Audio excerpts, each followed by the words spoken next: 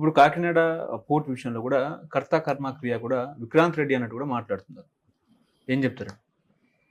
Vikrant Vikrant Reddy Kakinada port విషయంలో వ్యవహారంలో A2గా నన్ను చేర్చారు, కానీ కర్త కర్మ క్రియ మొత్తం విక్రాంత్ రెడ్డి అన్నట్టు. ఇప్పుడు నేను చాలా శుద్ధపూసి ఇప్పుడు అవి చెప్తాడు విజయసాయి రెడ్డి చెప్పేది ఇలాంటి నేను చాలా శుద్ధపూస్తని, నేను చాలా మహత్తరమైన మనిషిని, నన్ను అనవసరంగా నేను జగన్ పక్కన ఉండబట్టి నన్ను ఇరికిచ్చారు. ఏం మాట్లాడతారమ్మా? ఈ రాజకీయాల్లో వాళ్ళ దరిద్రం ఇదే కదా.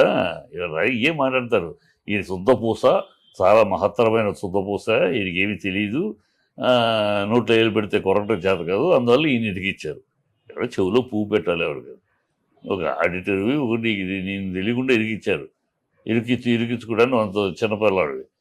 ఏ పిచ్చి మాటలు తప్పితే అయిపోయినాయి తప్పో ఒప్పో ఉన్నావు చూసుకోవాలి. దానికి ఎవరి మీద నిందేసి ఇది తప్పించుకోవాలి, నీకు ఓపిక లేదు, జైల్లో వేస్తారేమో, జైలుకి వెళ్ళాల్సి వస్తే మన ఆరోగ్యం మనం ఏం పనిచేస్తూ ఆ భయం పట్టుకుంది.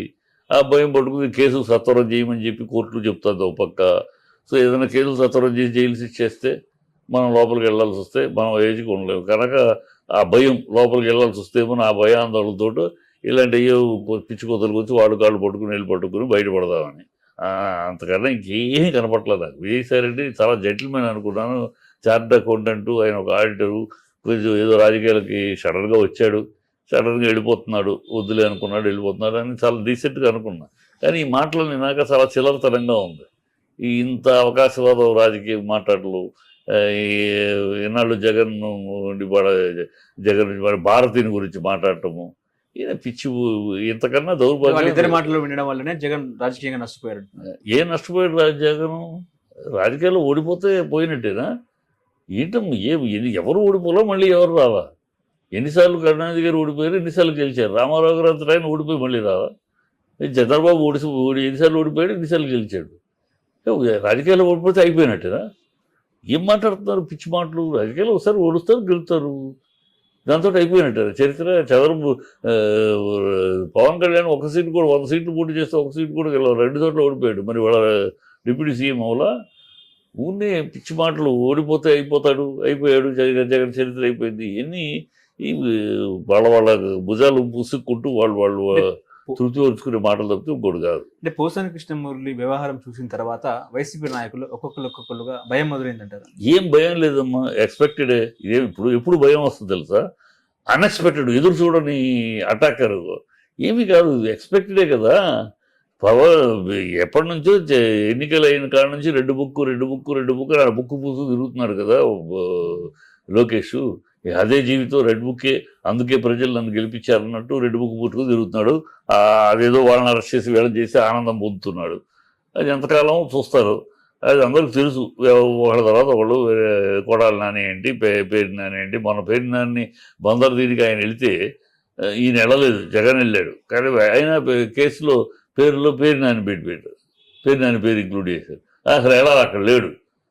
అలా ఉంటుంది వీళ్ళు. అంటే అందరికీ తెలుసు, స్టెప్ బై స్టెప్ ఒకళ్ళ తర్వాత ఒకళ్ళు. వాళ్ళకి అదే ఇప్పుడు ప్రజల్ని డైవర్ట్ చేయాలి. ఈ కూటమి ఫెయిల్యూరు, టోటల్గా అన్ని అబద్ధాలు, అన్ని నీచ నికృష్ట భ్రష్ట అబద్ధాలు ఆడేశారు, వచ్చేసారు.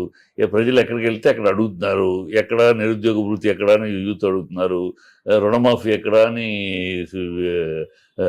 వీళ్ళు అడుగుతున్నారు, రైతులు. ఫీజు రీఎంబర్స్మెంట్ ఎక్కడ అని స్టూడెంట్స్ అడుగుతున్నారు. 18 ఏళ్ళు వస్తే 1000 రూపాయలు ఎక్కడ, 1500 అన్నారు, ఎక్కడా అని అడుగుతున్నారు. తల్లి ఉద్యోగంలో ఎంతమంది ఉంటే అంతమందికి అన్నారు, ఎక్కడా అని అడుగుతున్నారు. ఫ్రీ బస్ ఎక్కడ? ఇప్పుడు ఫ్రీ బస్సు కొత్త రూల్ ఒకటి పెట్టారు. ఏంటి? ఆ జిల్లాలో వరకు, ఏ జిల్లాలో కూడా ఆ జిల్లాలో తిరగడానికి. ఇది ఫ్రీ బస్ ఏంటి? అప్పుడు అదే మీటింగ్లో ఏమన్నారు, ఎక్కడి నుంచి ఎక్కడికి వెళ్ళాలన్నా ఇది మీ అన్న చంద్రన్న ఇస్తున్నా చెప్పండి. అడిగితే మా అన్న ఇచ్చాడు, మా చంద్రన్న చెప్పాడు, ఎక్కడికైనా వెళ్తామేమో అని చెప్పండి అని ప్రగల్భాలు పలికాడు చంద్రబాబు.